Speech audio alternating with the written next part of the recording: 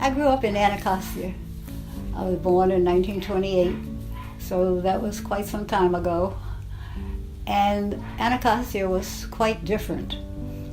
First of all, the entire city was segregated, and for the most part, black children, black parents lived in Anacostia if they lived east of the river. The difference between now and then was that we were a real community. We had a drugstore, doctors, dentists, every kind of profession that you would want. We were really self-contained. And so there were some people who never left Anacostia, never crossed the bridge to go into Washington. My mother, however, had gone to Teachers College. She was from, I'll call, the other side of the river, the real Washington, D.C. So she made sure that we took trips to the city every week. Our days in Anacostia at that time were centered around the school, the church, and the community centers. And everybody went to all of those things. There was a school in Anacostia that was predominantly white. Well, not predominantly, it was white. Blacks did not go to white schools. So we had to pass that school and go into the city to go to school. So we drove past that school every day and went into the city. But even from elementary school, because we knew about segregation but didn't really know about segregation as children, the teachers constantly impressed upon us the importance of education. At Dunbar, which is the school that I attended, had some sort of arrangement. I was never quite sure what that arrangement was, with several of the Ivy League schools that said, we will take one student a year from your high school. So my first year there, which was ninth grade, I was sitting in a Latin class. I love language and math. Those are my two loves. I was sitting in a Latin class, and I have a facility with the languages. Oh, I had. So she called on me. She said, the girl in the green dress, there's certain things that always stick in your mind, you know. The girl in the green dress. So finally I realized she was talking. She walked back to me, and I said, oh. And she said, well, I couldn't tell it was a sweater, you know.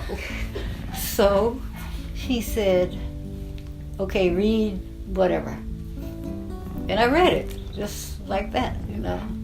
And from that moment on, I was the one who was going to go to Smith. After I was selected to go to Smith, my education doubled, I'll say, in intensity.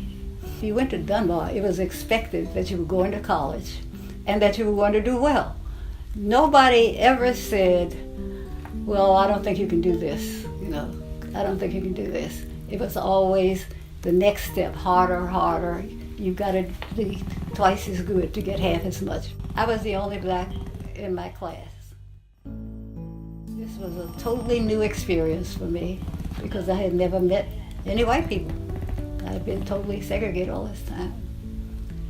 And it was traumatic, I'll say. It was traumatic. One of the girls from the Midwest or the West actually came up to me and asked me if I had a tail. So, having gone to Dunbar, having been valedictorian at Dunbar, having gotten all sorts of awards and all that sort of thing, I still got asked, do you have a tail?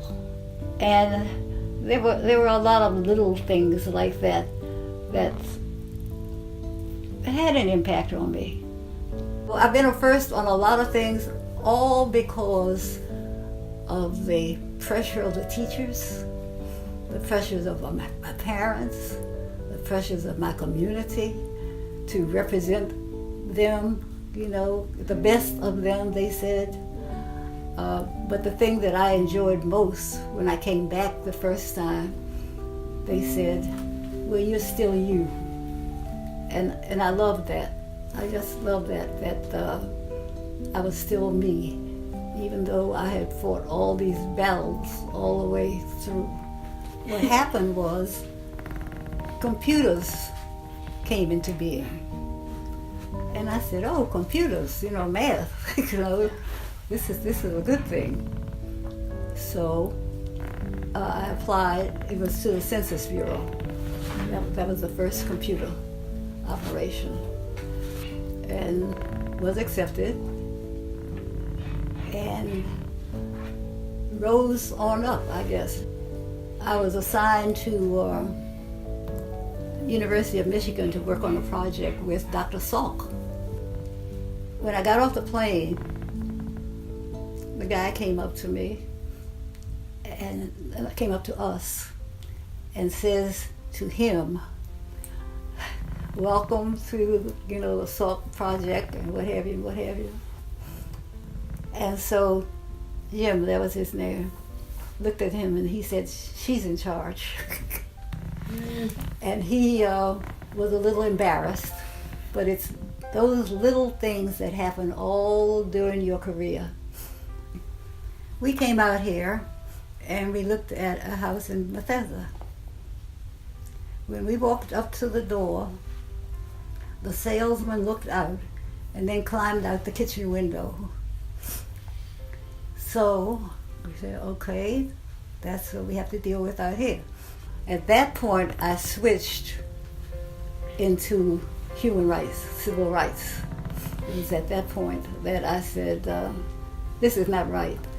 So I was on the school board for 2 years because I had to run countywide, and blacks were 4% of the population, which meant that 96% of the population was not going to like me too much.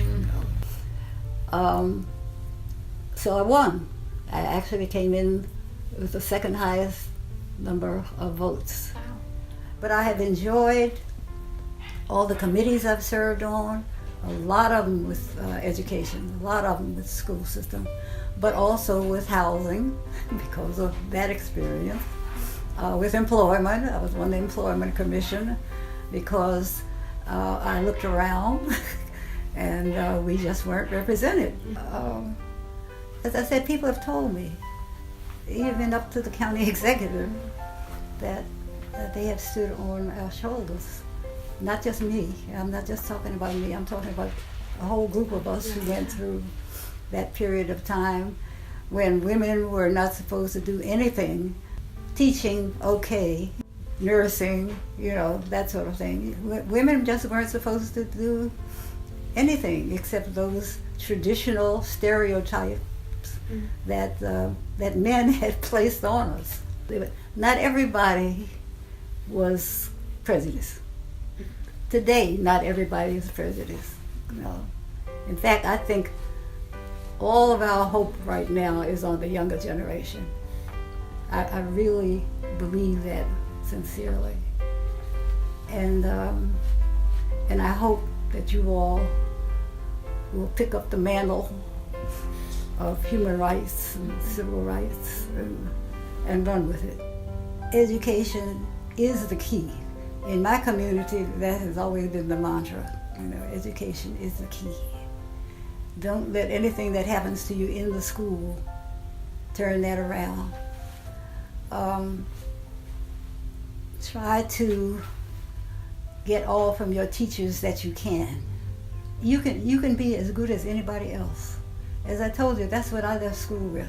I'm as good as anybody else, better than some, not so good as others, right? So once you learn that lesson, you get confidence. And once you get confidence, you can fight the battles.